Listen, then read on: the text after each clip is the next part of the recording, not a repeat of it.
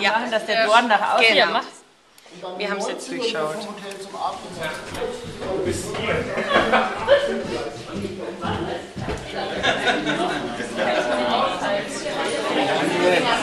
Hier wieder.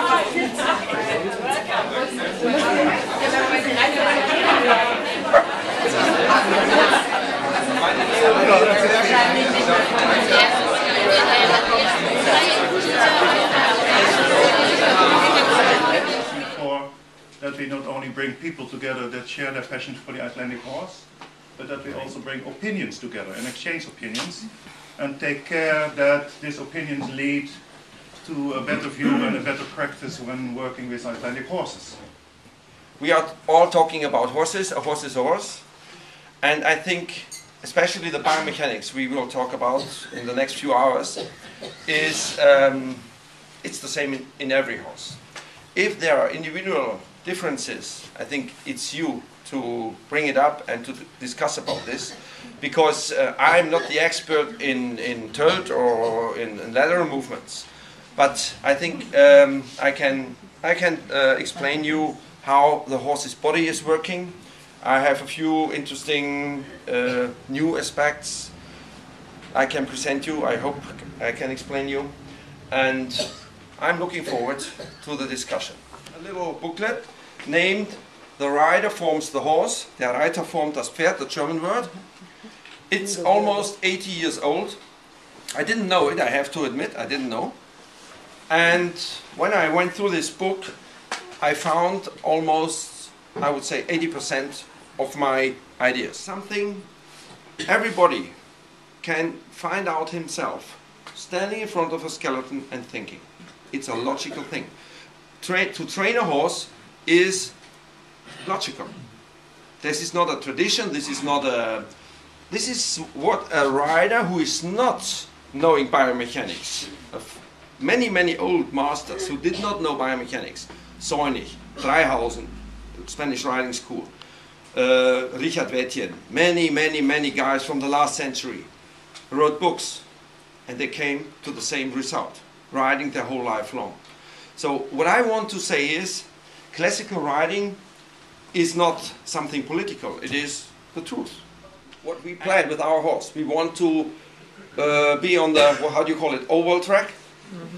You want to be in the arena and do a Grand Prix, you want to be in a parkour and jump fences, you want to do a cross-country eventing, whatever, you want to hack out and have fun with your Haflinger.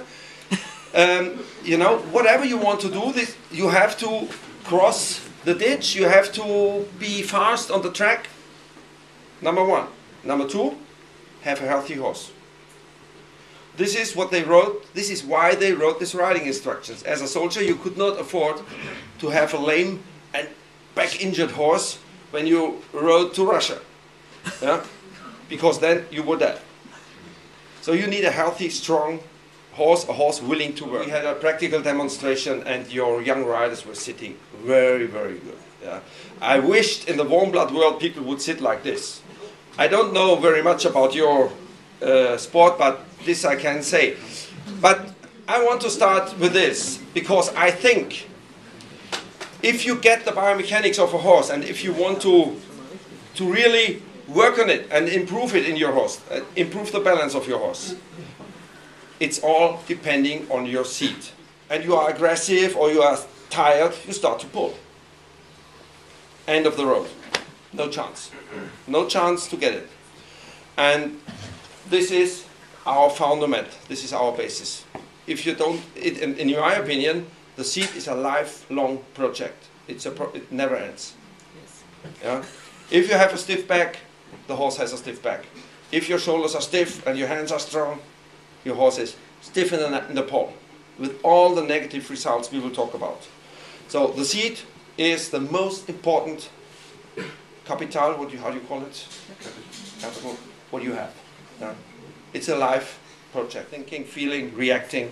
If you know all this, if you spend years in the stable with your horses, then you can start over with all this special knowledge. And then this knowledge helps a lot. Mount a horse. If you work with a horse, from this moment you are a trainer. because you are the guy who is deciding what are you doing with this 150 kilogram in an Icelandic horse, 150 kilogram of muscle mass, and how long, and the amount of training, whatever. And what it means for the muscle system, I think you know this from your own body. If you go to the gym and take heavy weights, or you are on your farm and you taking hay up to the first floor, yeah? 10,000 a day. You all know how you feel next day. If you're not very well trained, you know. You feel each joint, each muscle, each tendon, your whole body is like this. What do you think does your young horse feel when you start training? Exactly the same. Yeah? You have a horse, you have an animal built for horizontal movement, to run. It's a flight animal. Suddenly a guy is sitting on the back and disturbing the balance. So you start a big change in the horse's body. Yeah?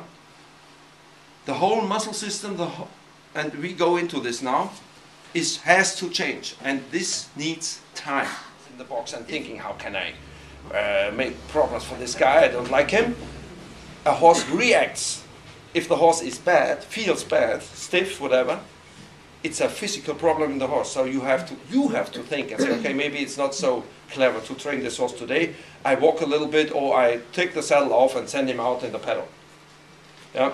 So sometimes it's more clever to do nothing and drink a glass of wine than to fight with a stiff, especially young horse.